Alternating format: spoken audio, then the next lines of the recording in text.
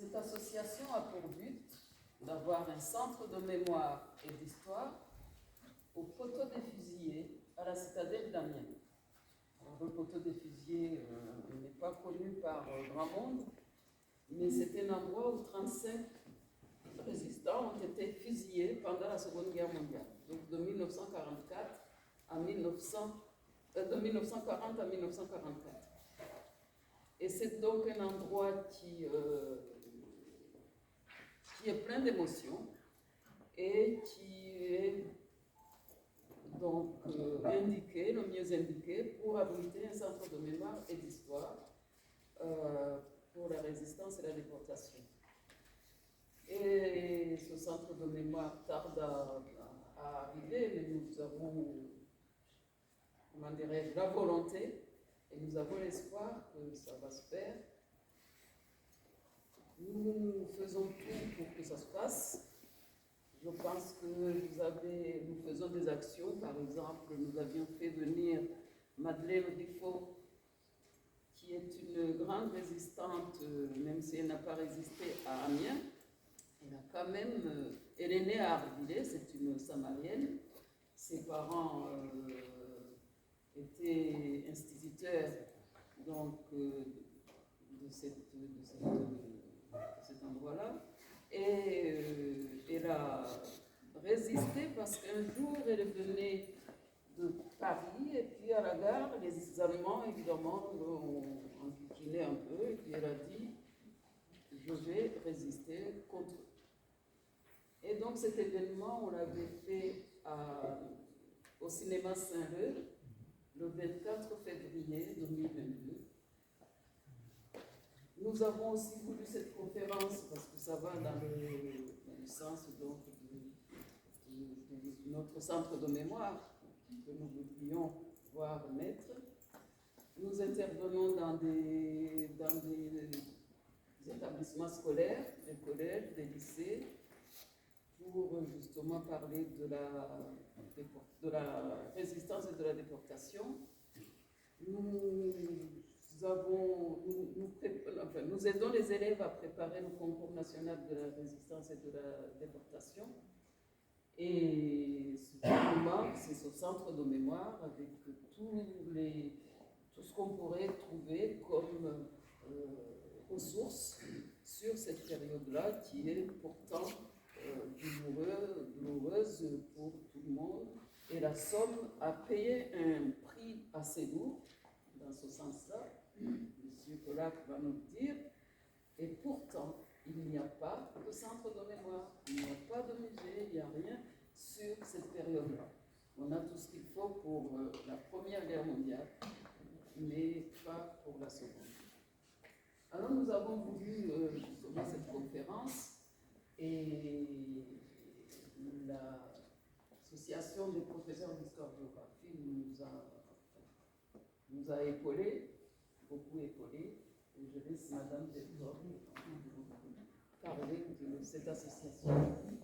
Oui, bonjour à toutes et à tous. Donc, je suis Madame Delforge, présidente de l'association des professeurs d'histoire-géographie de Picardie, et je suis très heureuse de vous accueillir aussi en ce dimanche 8 mai, jour férié, mais aussi jour hautement symbolique. Et on avait d'ailleurs retenu cette date avec Anatolie et puis avec Monsieur Pollack, le conférencier. On trouvait que c'était effectivement particulièrement pertinent d'organiser cette action éducative ouverte à tous les passionnés d'histoire et pas seulement aux adhérents de nos associations respectives.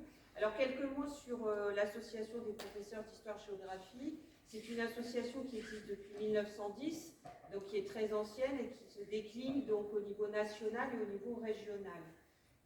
Je suis présidente depuis 2017 et comme mes prédécesseurs, notre objectif c'est avant tout de défendre la discipline d'histoire-géographie, mais aussi l'EMC, alors je traduis l'enseignement moral et civique, et puis aussi d'organiser un certain nombre de journées d'études, de conférences. Je reconnais certains visages qui étaient présents il y a quelques jours à notre dernière journée d'études. Donc nous organisons à la fois des conférences en histoire, en géographie, en éducation civique. On organise également des voyages et depuis le confinement, mars 2020, des cafés virtuels, alors qui sont ouverts pas seulement à nos adhérents, mais qui sont aussi ouverts à tous ceux qui sont désireux d'entendre parler tantôt de la Révolution française ou encore de la préhistoire ou prochain café virtuel en septembre, de la résistance, voilà, des réseaux de résistance. Alors notre association est également très active dans la publication de bibliographies, mais aussi d'articles, et donne droit aussi à ces historiens géographes la possibilité de publier le fruit de leurs recherches dans une très célèbre et ancienne revue qui est Historien et Géographe. Alors, quand on a été étudiant en histoire et en géographie, c'est une revue qui nous marque parce qu'il y a les bibliographies des concours. C'est un indispensable, mais depuis quelques années maintenant, cette revue historique a subi un toilettage, on pourrait dire comme ça, et donne aussi des cartes blanches aux doctorants, doctorantes. Voilà pour l'essentiel. Alors, je remercie très chaleureusement M. Pollack. Nous avions déjà échangé au préalable et je suis du positif dans la vie associative. Je vous remercie aussi parce que vous avez accepté notre invitation et puis pour en avoir échangé avec Anatolie, pour aussi vraiment faire une conférence sur mesure, puisque vous allez découvrir des documents inédits portant sur la résistance de la Somme. Et je lui en suis très reconnaissante parce que je sais que ça demande un travail supplémentaire, un travail d'ajustement. Je remercie aussi vivement M. François Sirel d'avoir accepté la mission de modérateur et de prendre de son temps cette journée dominicale. Et bien sûr, Madame Mika Moussoni Anatolie, puisque eh bien, cette journée ici, cette action éducative est le résultat d'un partenariat naissant, mais voilà, nous y sommes arrivés et c'est vrai que ça me tenait à cœur de vous rencontrer aussi, adhérents donc, de cette association Centre de mémoire d'histoire de la Somme. Alors je ne vais pas être très très long, je vais profiter aussi de remercier la mairie de Pont-de-Metz de nous accorder aussi ce lieu. Et puis moi j'invite tous ceux qui sont passionnés d'histoire, je vous au grand public, de pianoter www.apag.fr et vous pourrez à ce moment-là, par exemple, avoir toute la liste des cafés virtuels et de nos activités. Voilà, je vous invite à consulter le site. Maintenant, je vais laisser la parole à M. Sirel qui va vous présenter notre conférencier. Merci. Bonjour également à toutes et à tous. Il me revient l'honneur de présenter M. Guillaume Pollack, qui est docteur en histoire contemporaine. Docteur, n'y voyez aucun médecin en face de vous, mais au contraire, quelqu'un qui, pendant des années, a mené des travaux de recherche et a obtenu sa thèse il y a maintenant 2 ans, sur un sujet particulier, puisque M. Guillaume Pollack, en fait, a travaillé sur la résistance des réseaux, menée par les réseaux déployés par les services secrets étrangers. C'est-à-dire que ce n'est pas un mouvement né en France, ce n'est pas un groupe de résistants qui ont mené des actions dans la Somme. On va avoir un regard extérieur, puisqu'il s'agit de voir comment les services secrets britanniques ou ceux de la France libre ont pu mobiliser des hommes et des femmes. Et on va retrouver, M. Guillaume Pollack va nous l'expliquer, on va retrouver des personnes et des personnages du département. Mais ce n'est pas le département de la Somme qui a été son sujet de recherche. C'est vraiment la mobilisation de tous les individus à l'échelle de la France comme de l'Empire, à l'initiative des services secrets étrangers. Alors, cette thèse porte un beau nom. Elle a été d'ailleurs saluée par un prix de la chancellerie de l'Université de Paris l'année dernière. Elle s'intitule « À travers les frontières, la résistance des réseaux, 1940-1945 ». Et vous pouvez déjà noter la date du 8 juin, date à laquelle M. Pollack signera les exemplaires de sa thèse désormais éditée chez Talandier, si je ne me trompe pas, et qui portera un nom plus court, qui sera l'Armée du silence. Est-ce que c'est un clin d'œil au film L'Armée des ombres, dont je sais que M. Pollack apprécie fortement toutes les nuances. Mais vous pouvez donc soit aller vous aussi pianoter sur Internet et retrouver des articles, retrouver des interventions filmées, et puis maintenant, d'ici peu, vous pourrez lire en entier cette thèse rendue accessible à tous les publics. Voilà, à vous la parole. Bien, mesdames, messieurs, tout d'abord, un immense honneur d'être parmi vous aujourd'hui, un 8 mai, capitulation de l'Allemagne, victoire des Alliés, non pas fin de la Seconde Guerre mondiale, comme on a pu l'entendre ce matin, mais capitulation de l'Allemagne, fin de la Seconde Guerre mondiale en Europe.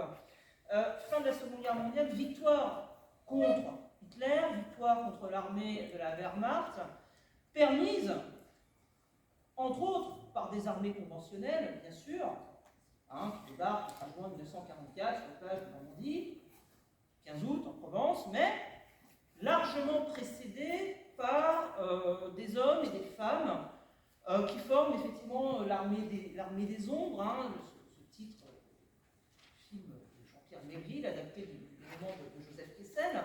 Le poids de la résistance, l'importance de la résistance dans la victoire finale a été assez régulièrement dénigré, ignoré dans la mémoire. On oublie parfois effectivement que c'est un engagement à la hauteur des personnes, hommes et femmes encore une fois, qui ont permis finalement par leur sacrifice, leur engagement, cette victoire.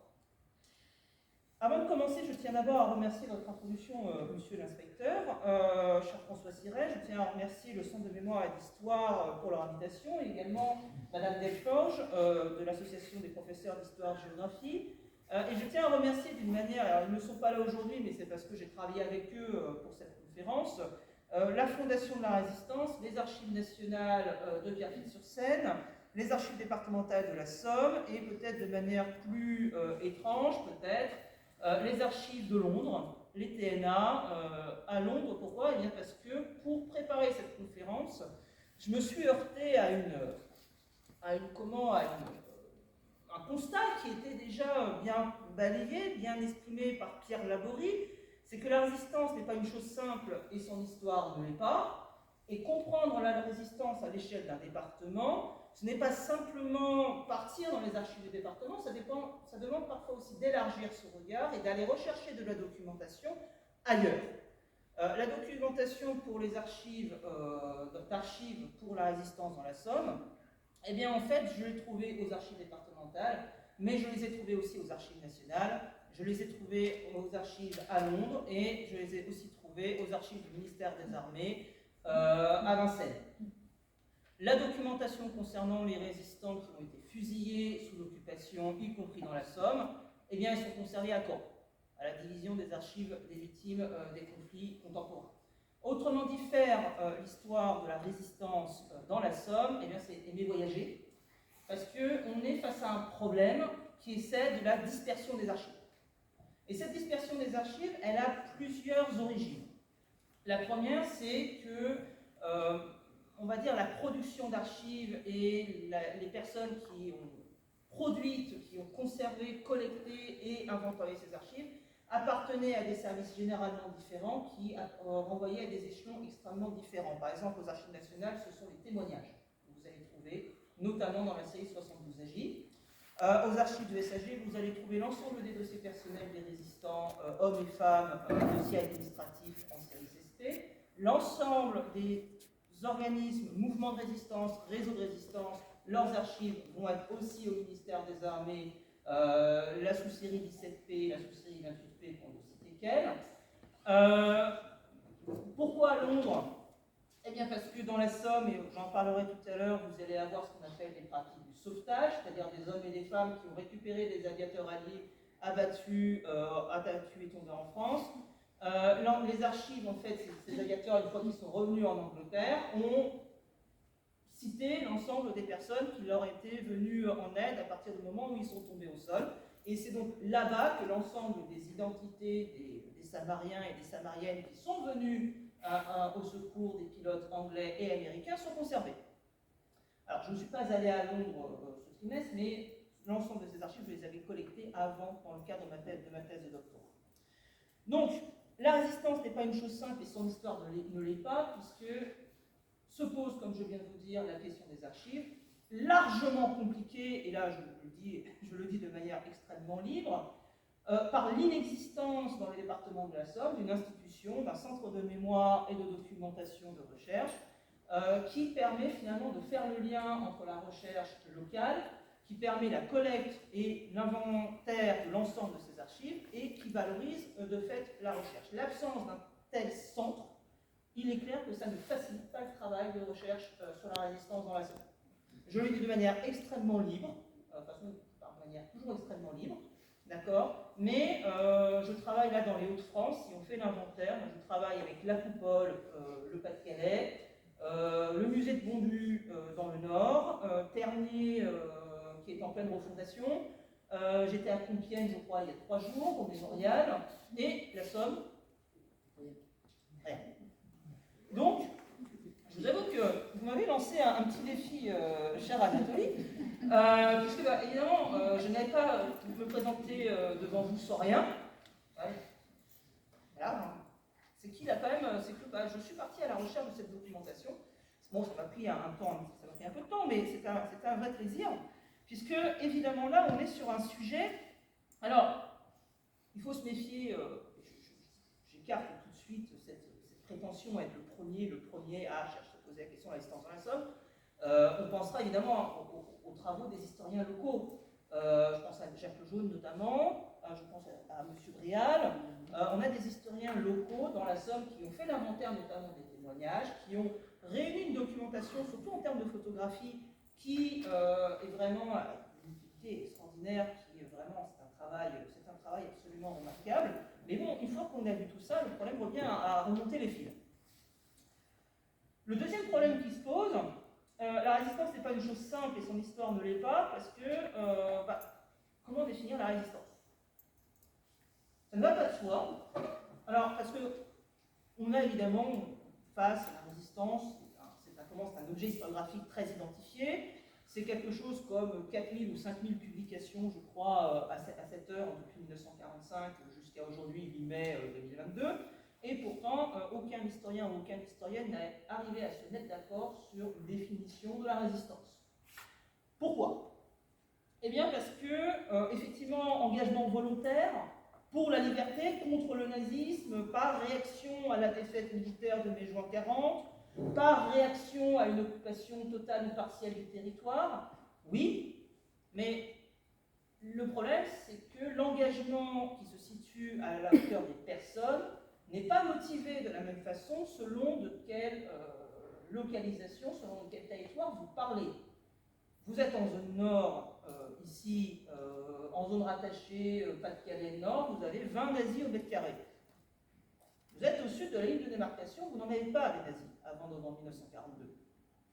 Et le rapport, les ambiguïtés, les ambivalences des opinions envers le maréchal Pétain touche aussi un certain nombre de résistants pionniers. Henri Frenay, chef du mouvement combat, travaille à l'information Vichy. C'est ce qu'on appelle les vichisto-résistants, qui ne se résument pas à l'exemple caricatural de la francisque d'un ancien président de la République. C'est un vrai mouvement qui se crée d'opinion à l'époque, c'est qu'on est à la fois contre le nazisme, tout en approuvant la Révolution nationale. Ça a été notamment le cas des travaux de Johanna Barras qui ont été faits à Sciences Po, notamment au début des années 2000. Résister, c'est réagir, écrit l'historien François Marco. Mais réagir comment? Parce que rétrospectivement, depuis 1945, vous avez une hiérarchisation des actions de résistance qui s'est créée dans la mémoire. Le summum de l'action résistante, la figure qui s'impose dans la mémoire de l'engagement résistant, c'est le maquisard, viril,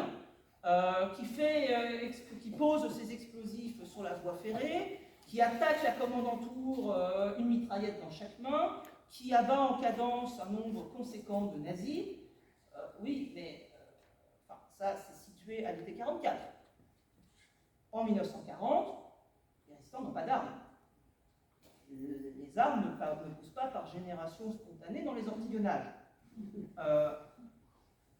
L'afflux, l'armement de la résistance commence au printemps 1944, au moment où les services alliés se rendent compte que ces personnes qui sont déjà sur le terrain pourraient rendre des services au moment du débarquement. Et donc là, on envoie des armes. Est-ce qu'on peut réduire la figure du résistant au maquisard? Je pense que la Somme est un bon exemple que non. Les maquisards, et ça c'est les travaux de Fabrice Grenard, leur lieu d'activité, c'est notamment les zones montagneuses. La Picardie ne se résume pas assez au sommet. C'est aussi les forêts assez denses, difficiles d'accès pour les Allemands, parce que vous êtes dans une simple forêt, vous encerclez la forêt, vos résistants qui sont au milieu, c'est fini pour eux. D'accord? Donc, on a cet effet mémoriel et d'une hiérarchisation donc, de certaines activités jugées plus importantes que d'autres, puisque, à contrario, l'ensemble, par exemple, des personnes qui vont venir en aide aux aviateurs, dont je parlais tout à l'heure, vont être complètement dévalorisées dans la mémoire, voire on ne va presque pas en parler. C'est notamment ce que relevait Claire Andrieux dans son dernier ouvrage Tombée du ciel. D'accord? Et dans les processus d'homologation, on les homologue au niveau le plus bas de l'action résistance, alors que concrètement les risques sont les mêmes. Une police allemande qui vous prend chez vous avec un aviateur allié, votre sort ne fait pas un pli. C'est la mort par fusillade ou la mort en déportation. D'accord? Autre hiérarchisation, on a souvent voulu distinguer, dans le prolongement de cette idée du maquisard viril, une autre sorte de hiérarchie, cette fois en fonction du sexe, où on considère parfois, encore dans certains écrits, on peut lire, que le vrai résistant, c'est un homme, là où les femmes n'auraient été que des intendantes, des personnes finalement qui étaient là, on est content qu'elles soient là, mais on le retrouve dans les témoignages des résistants eux-mêmes. D'accord? Quand on observe, quand on lit les témoignages des anciens résistants hommes, il y a quelque chose qui apparaît très, très, très significativement, c'est que vous avez de temps en temps un paragraphe au milieu, qui célèbre le courage indomptable des femmes qui sont venues, etc., avant que l'auteur du témoignage ne se recentre sur le vrai sujet selon lui, c'est-à-dire lui-même. D'accord? Donc en fait, faire l'histoire de la résistance, c'est aussi être aux prises de ces reconstructions qui datent de 1945 et qui finalement ont opéré une sorte de relecture de ce qu'était l'engagement résistant. Formellement, l'engagement résistant, c'est une réaction épidermique qui va être motivée par tout un ensemble de valeurs sur lesquelles on va revenir dans le cas de la Somme, d'accord, et qui finalement va opérer dans ses actions une sorte de pluralité, un catalogue d'engagement. La résistance, c'est une action qui vise à nuire à l'occupant. Cette action, elle peut être armée, elle peut être non armée, elle peut se développer dans le biais de la lutte avec une mitraillette dans la main en abattant un Allemand, mais ça c'est vraiment situé chronologiquement, mais c'est tout simplement faire en sorte que l'Allemagne perde la guerre.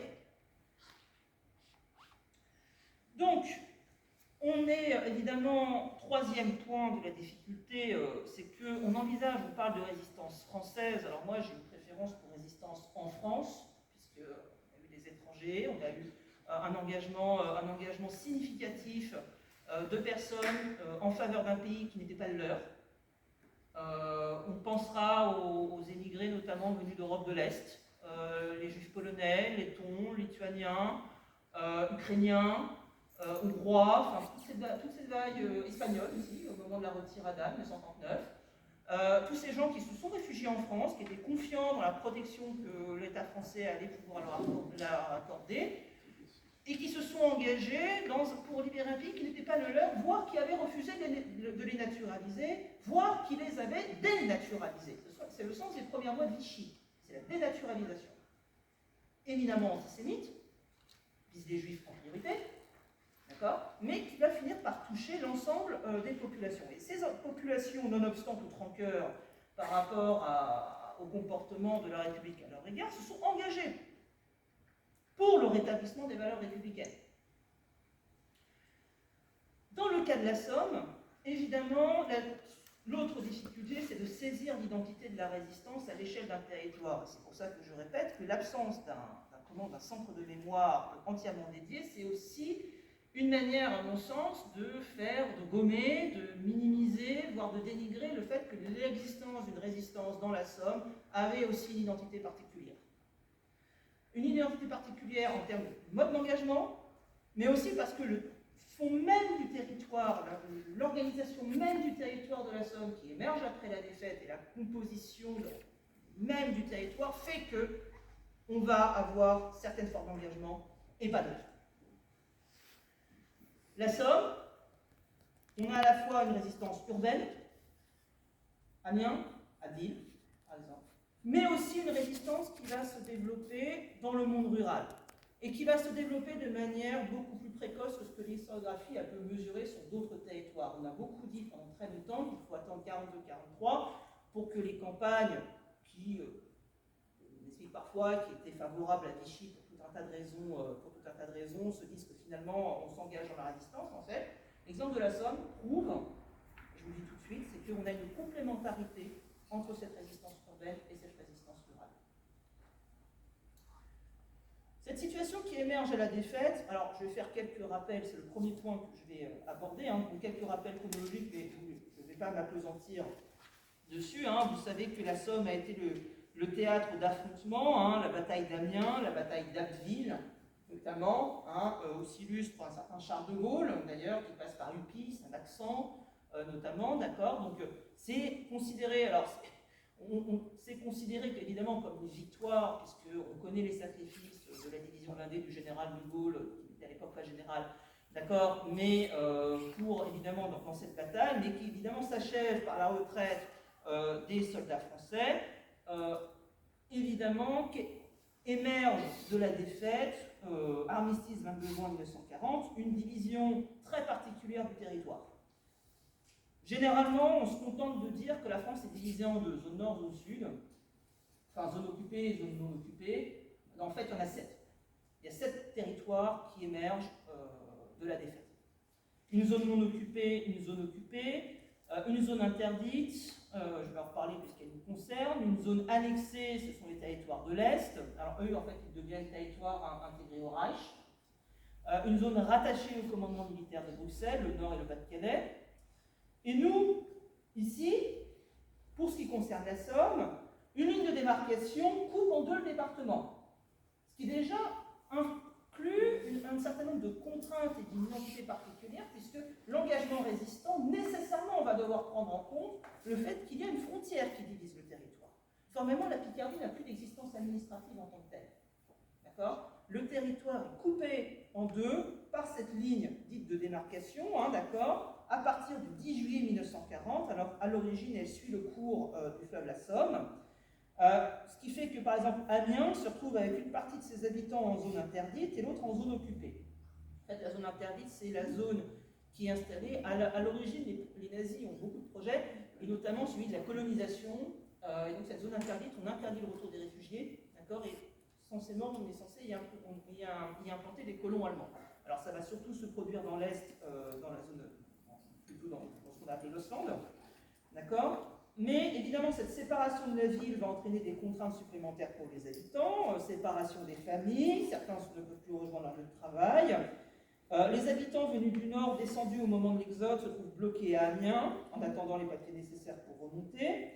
Et encore une fois, on a les premiers actes de résistance que l'on va pouvoir observer, c'est le franchissement clandestin de cette ligne.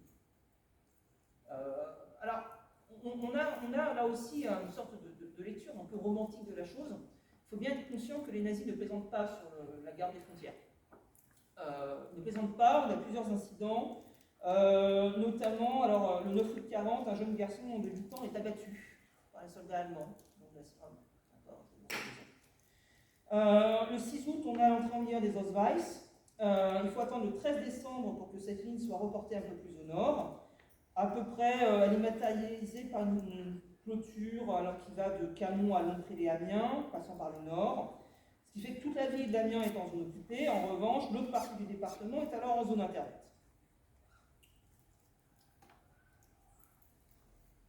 La seconde contrainte qui va peser sur l'émergence de la résistance, c'est l'installation extrêmement rapide de l'administration militaire allemande. Et qui dit administration militaire allemande dit aussi police allemande. Et je mets tout de suite une précision dessus. L'ensemble des membres, hommes et femmes engagés dans la résistance, sont des civils qui n'ont aucune expérience de la guerre clandestine. Les seules références que l'on trouve dans les témoignages, c'est des romans d'espionnage. Certes, le Nord a déjà été occupé 20 ans auparavant. Certes, à l'époque, on a déjà des formes d'engagement contre cet occupant. Mais ce qu'on observe en 1940, c'est l'absence d'un transfert d'héritage, et la meilleure preuve, c'est la manière empirique dont les premières organisations vont se constituer. Et je disais, la première contrainte, ça va être cette administration militaire, et notamment la présence de polices allemandes qui, eux, en revanche, sont des professionnels de la traque des organisations clandestines. Ce sont des militaires, des intellectuels, généralement issus de la SS, particulièrement bien formés, particulièrement efficaces. Il ne faut vraiment pas minimiser l'efficacité des polices allemandes. Alors le nom qui revient le plus souvent, c'est la Geheime Staatspolizei, que vous connaissez mieux sous le nom de Gestapo. Mettons tout de suite une chose au point. Dans les faits, la Gestapo en tant que telle n'existe plus depuis le 23 septembre 1939. Ce n'est plus la Gestapo.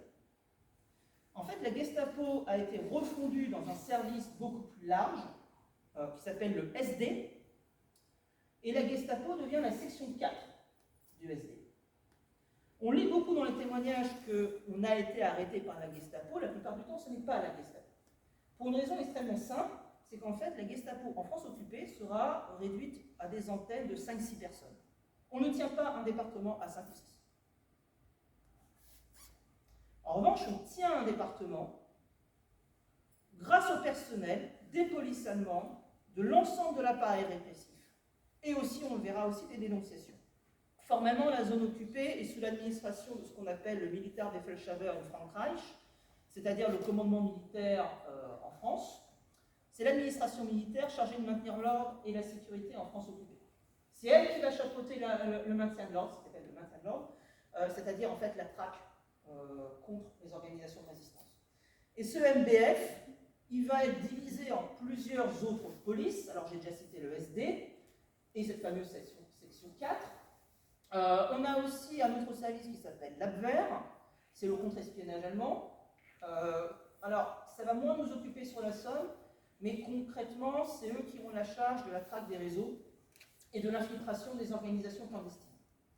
Concrètement, l'objectif dans la vie des officiers de l'Abwehr, c'est de retourner des agents, de retourner des résistants capturés, ou de recruter des Français qui vont travailler pour eux, qu'il va falloir implanter dans les organisations clandestines, leur faire monter la hiérarchie jusqu'à opérer une arrestation globale.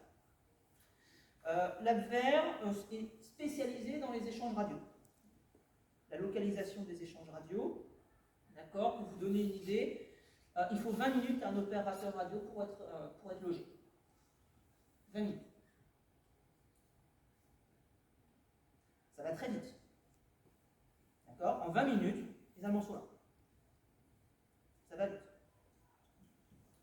Ce qui veut dire, aussi au passage, que l'idée selon laquelle la résistance et la transmission, les communications avec Londres n'étaient le fait que des opérateurs radio, il faut abandonner cette idée. Dans les faits, les opérateurs radio vont être utilisés pour des messages urgents. Les communications avec Londres, notamment les transmissions de renseignements, y compris depuis la Somme, ça va passer par la voie des airs. Pourquoi? Parce qu'il y a trop de renseignements. Une émission radio, c'est 2 heures. Vous êtes repéré en 20 minutes.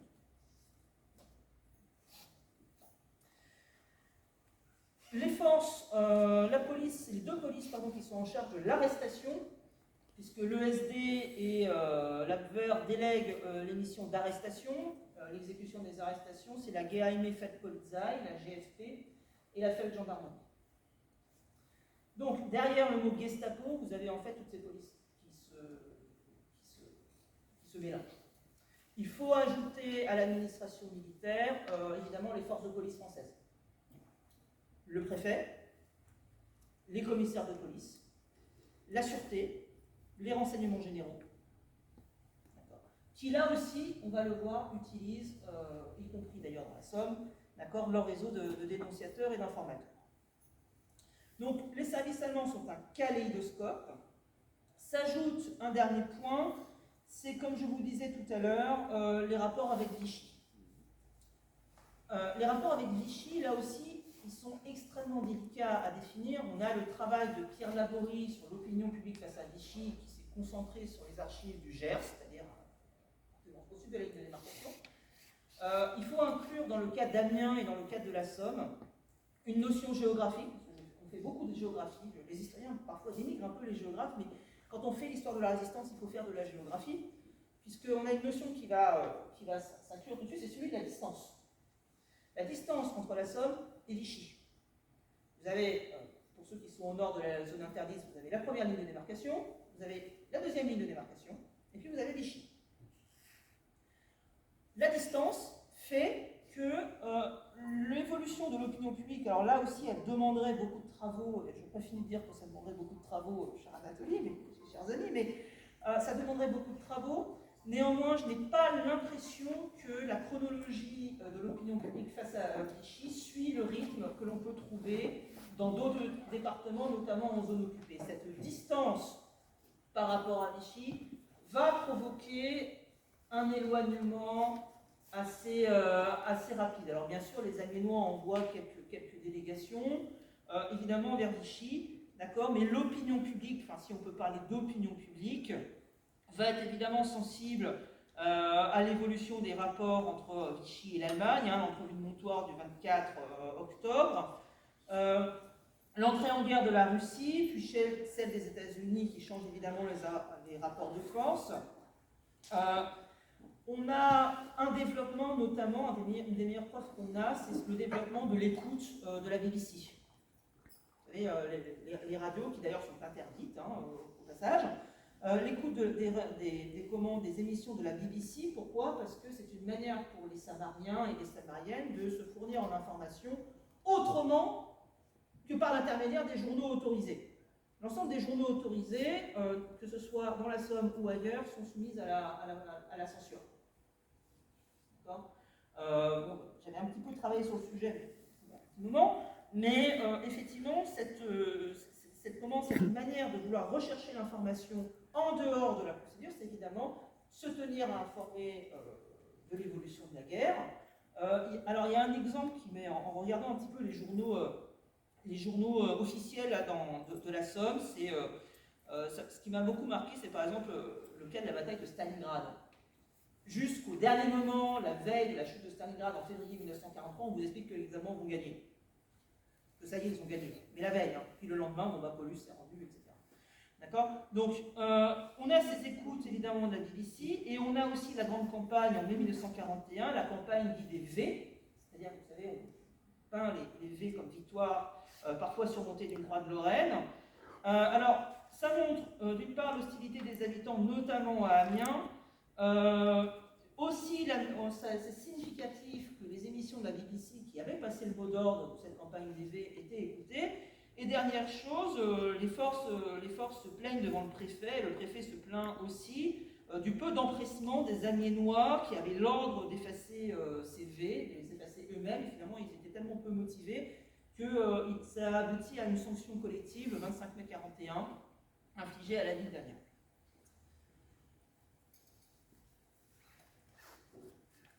Toutefois, les premières formes de résistance se heurtent évidemment, comme je vous le disais, à la répression.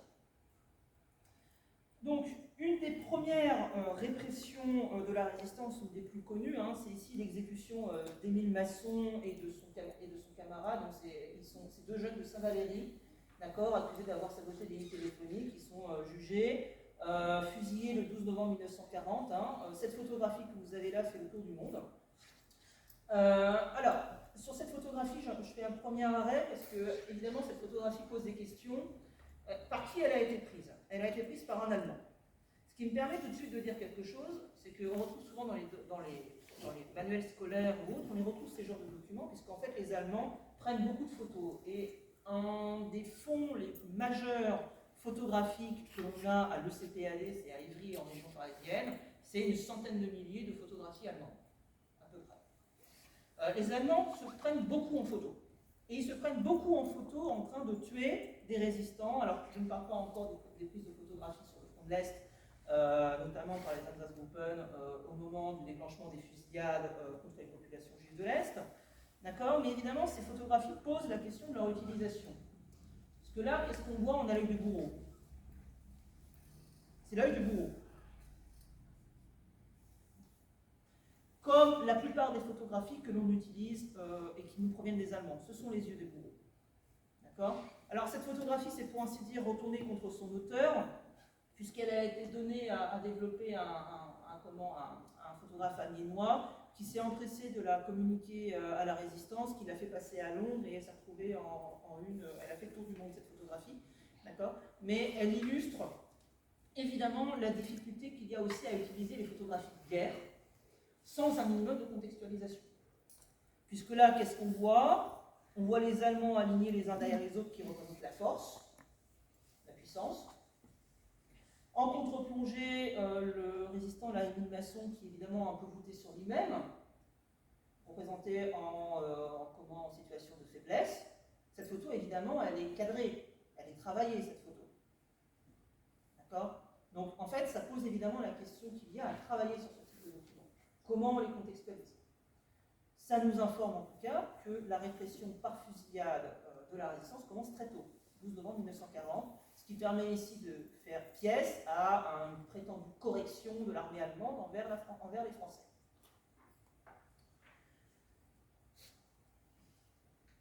Parmi les temps pionniers, parmi les premières formes d'engagement, vous allez avoir les pratiques du sauvetage, et notamment l'organisation des réseaux d'évasion, ce que j'ai appelé dans mon travail le cycle du sauvetage. Formellement, ce qu'on appelle un réseau d'évasion, c'est une organisation, mais qui généralement est divisée en 3 secteurs. Le ramassage, c'est-à-dire là où on récupère les aviateurs tombés. Le transit à Paris, puisqu'en fait, la voie ferrée, on les transporte par voie ferrée, et toutes les voies ferrées arrivent à Paris, quand on est dans le Nord, avoir un secteur sur place, et le secteur d'évacuation qui est les Pyrénées ou la Bretagne.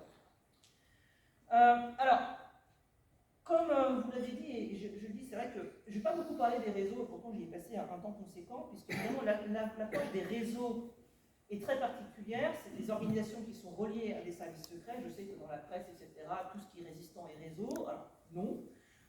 C'est vraiment des formes d'organisation très particulières qui travaillent en strict compagnonnage, en étroite relation avec des services secrets alliés qui eux-mêmes sont créés au moment de la défaite. Dans le cadre des réseaux d'évasion, il y en a 2, c'est le MI9 anglais et la section évasion du BCRA, c'est-à-dire les services secrets de la France libre. Sachant que les pionniers, c'est le MI9 et le BCRA, lui, crée sa section évasion en 1949.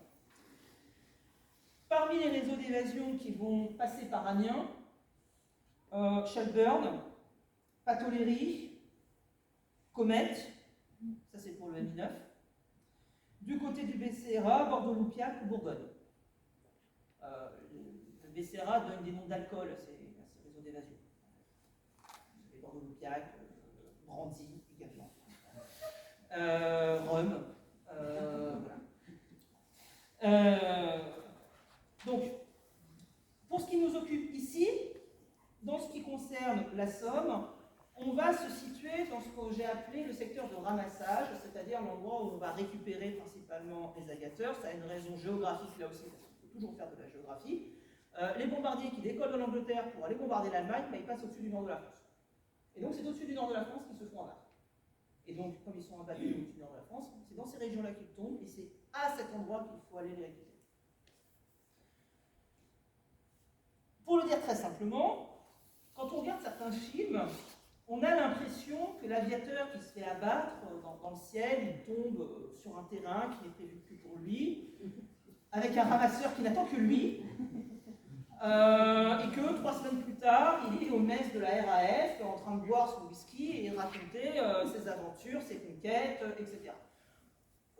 Pratiquement, les aviateurs, quand ils sont abattus dans leur avion, ils voient leurs camarades brûler vifs, eux-mêmes sont blessés, Arrivé au sol, il y a la sidération.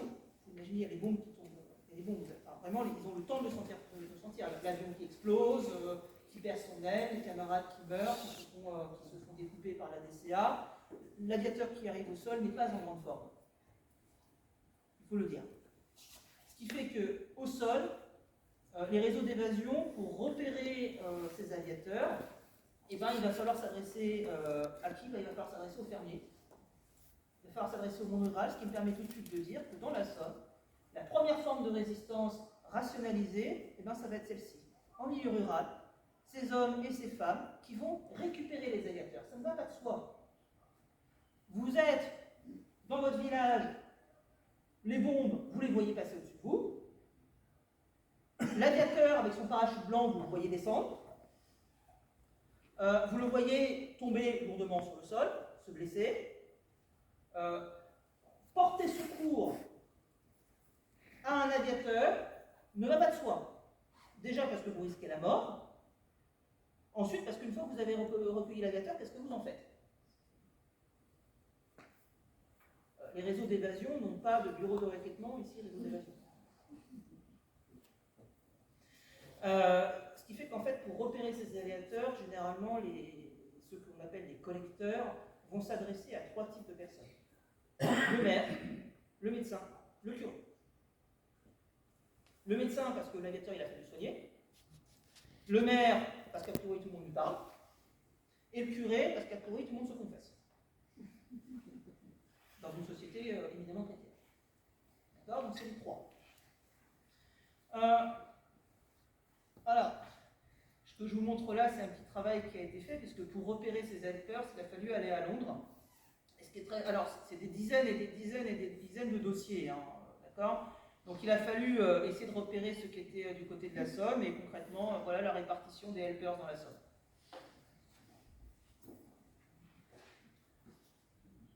Voilà, comme vous dites. Donc, 2 pôles majeurs dans la Somme, hein, Abbeville et Amiens, pour une des raisons essentiellement pratiques, c'est que ce sont 2 villes connectées au chemin de fer. Il y en a 54 à Amiens, il y en a 24 à Abbeville. Et ce qui est très intéressant, c'est les pôles que vous voyez à côté, hein, notamment l'importance du littoral, et notamment autour de la baie de Somme. Hein, vous voyez le Crotoy Saint-Valery. Vous voyez également un peu plus au sud, du côté de Friville-Escargotin, D'accord, voilà. En fait, le nombre que vous avez, c'est le nombre de helpers qui ont été recensés par commune. Donc, ce qui a permis en fait de faire cette cartographie, alors c'est des collègues qui ont passé pas mal de temps, d'accord, mais pour avoir vu effectivement ces archives, ça correspond très bien, d'accord. Voilà. Et ça, ce sont les archives du M9 à Londres, donc qui vous montrent effectivement que certes, vous avez là un phénomène urbain, puisque pour emmener ensuite, pour faire prendre le train vers Paris, on amène vers Abbeville et vers Amiens, et comme il faut trouver sur place des gens qui hébergent au moins pour une nuit ou 2 ces aviateurs, eh bien on essaie de trouver des gens sur place.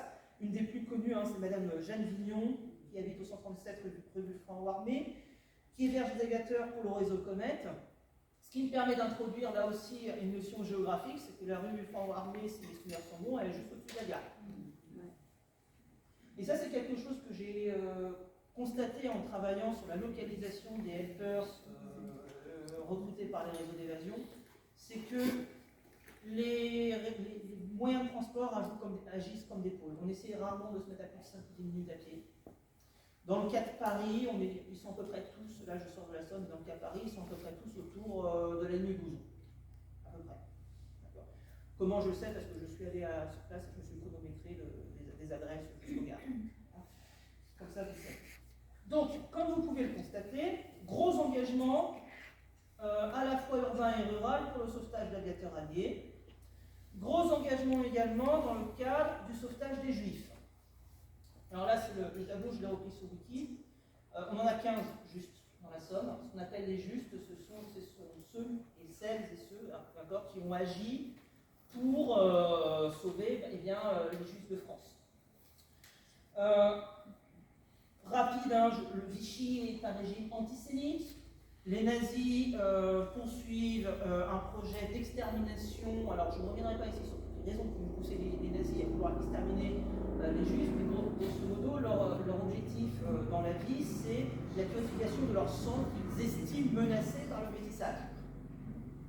Ce qui veut dire que non seulement on extermine les juifs, mais on va exterminer les handicapés, les tziganes, les handicapés mentaux, bref, tous ceux qu'ils considèrent être des ennemis biologiques. Le racisme de Vichy est un peu différent. L'antisémitisme est un peu différent. D'accord, il va s'appuyer sur un antisémitisme qui gangrène l'extrême droite française depuis plusieurs siècles. Ni les nazis ni Vichy n'ont inventé l'antisémitisme, mais en revanche, ils l'ont poussé évidemment jusqu'au crime et au meurtre de masse, évidemment au génocide. Ce qui me permet aussi d'inclure autre chose, c'est qu'on a en France 75% des juifs qui ont pu survivre, ça fait 25% de nos pertes, c'est énorme, on a tendance à le dévaluer, c'est énorme, enfin 25% de la population qui disparaît en France, c'est énorme, et ce n'est pas le fait de Vichy. Vichy qui a persécuté les juifs français, les juifs étrangers. Le sauvetage des juifs a été le fait de la population. Ce qu'a montré très bien les travaux de Jacques Sévelin et de Laurent Joly notamment. Donc ici, on en a 15. Je signale une exposition qui a été montée à l'université Picardie-Jules Verne sur les juifs de la Somme, qui faisait l'état d'un groupe de 42 juifs fichés. 27 ont été arrêtés et déportés ont péri à Auschwitz, notamment la rafle de janvier 1944. Que sait-on à l'époque du sort? Est-ce que c'est juste sauve les juifs parce qu'ils pressentent une extermination? C'est toujours très difficile à dire. La connaissance de l'extermination ou du génocide est très difficile à mesurer dans l'opinion. Ce qu'on sait par contre, c'est qu'au niveau des valeurs, effectivement, les valeurs chrétiennes de solidarité, de fraternité, de sauvetage, et tout simplement l'horreur que considéraient les rafles et les déportations qui se connaissent, hein. Voilà, ça se passe en pleine rue, où on voit des enfants, des bébés partir, et quand on vous explique que des bébés vont travailler en Allemagne, enfin, voilà, ce n'est pas les choses les plus convaincantes. Parmi ces justes, Madame Michis, évidemment, qui illustre en fait le recoupement entre sauvetage d'aviateurs alliés et sauvetage des juifs menacés, mais aussi la vanité qu'il y a à considérer que les femmes purent être épargnées par la répression allemande, comme on lit encore trop souvent, les professeurs de lettres classiques, engagés dans le mouvement Libération Nord et de l'Université Shelburne. Elle a donné son nom à un lycée d'Amiens. Elle est arrêtée à son domicile amiénois le 12 février 1944, écrouée à la prison de la route d'Albert et transférée à Paris au lycée Montaigne. Elle meurt vraisemblablement sous la torture le 15 février 1944. L'occasion de rappeler que la torture s'exerce quel que soit le sexe de la victime. J'y ai consacré un certain nombre de pages. Généralement, on est dans le registre des violences sexuelles. Ici, en l'occurrence, un de ces certificats de décès note étranglée. Dans tous les cas, elle a disparu sur place. Donc, éminente personnalité de la société.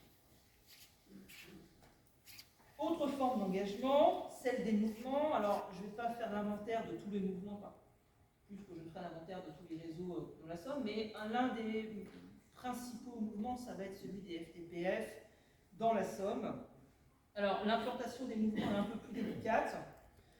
Globalement, il semble que les cartes CVR indiquent, alors je n'aime pas trop les utiliser ces cartes parce qu'elles ont plusieurs problèmes d'interprétation, mais un tiers ont été amiens. Dans le département de la Somme, il faut savoir que les communistes sont très surveillés dès le début. Une lettre dans les archives du préfet du 27 janvier 1941, il résulte de ce rapport que les individus signalés ne font preuve d'aucune activité, mais que leurs agissements sont étroitement surveillés et que tout acte de propagande serait aussitôt réprimé. Écrit le préfet de la Somme au ministre de l'Intérieur le 27 janvier 1941. Ça n'empêche pas les communistes de s'afficher publiquement, puisqu'il est fait des mentions, alors des communistes chantent l'international publiquement à Rosières, à Moreuil, à Albert, à Amiens en juin 1941, alors bien sûr à remettre dans le contexte de l'offensive Barbarossa de l'époque. Mais j'en profite quand même pour dire quelque chose, c'est que on qualifie souvent le rôle des communistes de la résistance, soit de manière ironique, en ironisant sur ce qui se passe avant juin 1941, soit à l'extrême opposé en expliquant que dès octobre 1940, on est dans le cadre de la lutte armée. Il faut faire un peu la part des choses dans les deux cas, d'accord? Mais évidemment, il faut savoir que dès le début, les préfets de la Somme se méfient des activités clandestines communistes, qui eux-mêmes se signalent par une activité de propagande, notamment contre Vichy. Plusieurs dénonciations. Le premier d'un cafetier de Saint-Vaast en Chaussée, qui est accusé d'activité communiste. Le commissaire mène l'enquête, écrit au préfet de la Somme dans un langage assez peu protocolaire, il faut bien le dire, lui expliquant qu'actuellement occupé par 200 Allemands pour une population civile de 175 habitants, on voit mal d'ailleurs comment une propagande tant communiste que gaulliste pourrait s'effectuer dans ce village où il n'y a jamais eu de communisme. Donc ça date du 16 septembre 1941. Donc l'intervention du commissaire de police auprès du préfet stoppe les investigations. Le cafetier était-il communiste ou pas? That is the question. Des dénonciations se passent un peu plus mal. Alors ici, c'est un document que j'ai extrait des archives départementales de la Somme, de la série 26W 830. Alors qu'est-ce qu'on y lit? C'est un PV, alors j'ai volontairement masqué le nom de la personne qui est interrogée, vous allez comprendre pourquoi. Le dimanche 12 janvier 1941 vers 18h, j'ai eu comme client en mon café 3 jeunes gens de Cagny que je soupçonne d'être les auteurs de l'apposition des papillons communistes en question, étant donné que j'en ai trouvé un après leur départ sur le montant de la porte entre mon magasin et ma cuisine. C'est-à-dire qu'il était mention de tract. En fait. Donc, ça date du 17 janvier 1941. En fait, c'est une affaire de tracts communistes qui ont été distribués à Cagny et à Boves le 12 janvier 1941, ce qui permet de dire qu'il y a eu une activité résistante communiste avant juin, hein, d'accord, on peut dire. Il s'agit en fait de 3 jeunes gens, Gaston Gaudeville, Clément Beldame et Pierre Deparcy, qui sont ici dénoncés par une cafetière donc de la ville de Cagny. Pour des raisons évidentes, j'ai masqué son nom. Le fournisseur de ces 3 jeunes gens s'appelle Roger Christian, il est identifié au cours de l'interrogatoire. Ce qui est très intéressant, c'est que le procureur de la République écrit au préfet en disant « Bon, écoutez, ils ont été condamnés, ils ont 8 jours avec sursis ». C'est-à-dire très peu. Dans le document original qui est aux archives départementales, c'est très intéressant parce qu'en fait le préfet a encadré la peine avec un gigantesque point d'interrogation. Où il semble effectivement que le procureur de la Somme n'ait pas fait énormément de zèle pour punir ces jeunes. Là où le préfet de la Somme aurait, lui, visiblement préféré qu'il y ait un peu plus de... Voilà. Mais pour des raisons assez évidentes, c'est qu'il est en relation avec les autorités allemandes, qui, elles, prennent assez mal la chose. D'accord ? Donc, parfois, d'autres communistes ont moins de chance. Hein. On citera les arrestations des 23 et 24 novembre 1941 de 24 individus originaires de l'arrondissement d'Abbeville, susceptibles de s'être livrés à la propagande communiste. Là, cette fois-ci, le préfet propose de faire interjection auprès des autorités allemandes. Il obtient la relâche de 11 d'entre eux. Alors évidemment, c'est toujours très difficile de savoir ce que le préfet a dans la tête. D'accord, je vous dis de manière assez claire. Ce qu'on voit dans le fond d'archives, c'est qu'il y a des interventions qui sont faites de la part de notables locaux, lui disant là, bon, cette personne je la connais, d'autres personnes je la connais, ce qui est quand même possible de faire quelque chose. Donc ce qui est quand même intéressant, c'est de souligner les liens de sociabilité et la capacité finalement des autorités françaises à aller discuter avec les Allemands pour dire que là, ces gens-là, il ne faut pas. Ces gens-là, on les fait tranquilles, ce qui évidemment remet en perspective les fois où ils sont fusillés. D'accord ? Donc, les principaux mouvements communistes dans le département sont à l'époque le Front National, rien à voir avec le parti politique qui s'est évoqué depuis, et les FTPF. Donc, l'un et l'autre ont été créés en 1941. L'influence des responsables locaux est incontestable. Tous les FTPF, néanmoins, ne sont pas des communistes. La composition, alors vraiment, le recrutement va se faire par les catégories socio-professionnelles pour près de la moitié des volontaires. J'en ai la moitié qui sont employés de la SNCF ou encore au PTT. D'autres sont ouvriers de l'industrie, manœuvres ou domestiques. Et on a évidemment des jeunes. Jean-Marc Laurent. Alors, l'engagement juvénile dans la résistance, il va être très situé selon les organisations. Par exemple, travaillant moi sur les réseaux de résistance, j'avais des jeunes, mais très peu. La plupart des agents dans les réseaux vont être nés entre la fin du 19e siècle et la Première Guerre mondiale, puisque en fait, le principe des réseaux, c'est des gens, on recrute des gens qui ont financièrement les moyens de tenir le choc de la lutte clandestine. C'est extrêmement élitiste, c'est des gens mariés avec des enfants qui ont un emploi, une famille. L'engagement, le principe d'engagement du côté des FTPF va être plus ouvert. Ici, donc Jean-Marc Laurent, qui a donné son nom à un collège d'Amiens, hein, qui évidemment donc, est engagé d'abord au réseau Century. Alors le réseau Century, c'est un réseau BCRA, donc de la France libre, qui s'est créé en 1942 dans le Nord, à partir d'un mouvement qui s'appelle l'Organisation civile et militaire, OCM. Et on détache de ce mouvement des éléments qui vont avoir pour mission de renseigner sur l'activité des troupes allemandes, notamment dans la Somme. Alors ce n'est pas les seuls, hein, vous avez aussi Alliance, par exemple. Donc Jean-Marc Laurent va ensuite se distinguer parce que pour échapper à la réquisition allemande et pour refuser d'aller travailler à la construction du mur de l'Atlantique, hein, c'est le moment où on instaure d'abord la relève et ensuite le STO, qui n'est pas que la déportation pour le travail en Allemagne, c'est aussi la déportation pour le travail sur le mur de l'Atlantique. D'accord ? Donc pour essayer de lui échapper, il va rentrer dans la clandestinité, va devenir membre du Front National, des Forces Unies de la Jeunesse Patriotique et incorporé en septembre 1943 dans les FTPF. Il se distingue par plusieurs actions de sabotage, exécute plusieurs soldats allemands. L'objectif de ces exécutions, en l'occurrence, c'est de s'emparer de leurs armes, première chose, et de s'emparer de leurs bicyclettes, deuxième chose, puisque évidemment à l'époque les principaux déplacements se font à la force des mollets. Les liaisons dans la résistance se font très rarement en voiture, surtout en période de restriction. On prend la bicyclette. Alors on a des résistants qui sont extrêmement impressionnants. Le record que j'ai vu, c'est en Auvergne, en plus, c'est vallonné, c'est Nancy Weg, 250 km en une heure. Dans un. Et l'Auvergne. C'est moins plat que la Somme. Voilà. Donc,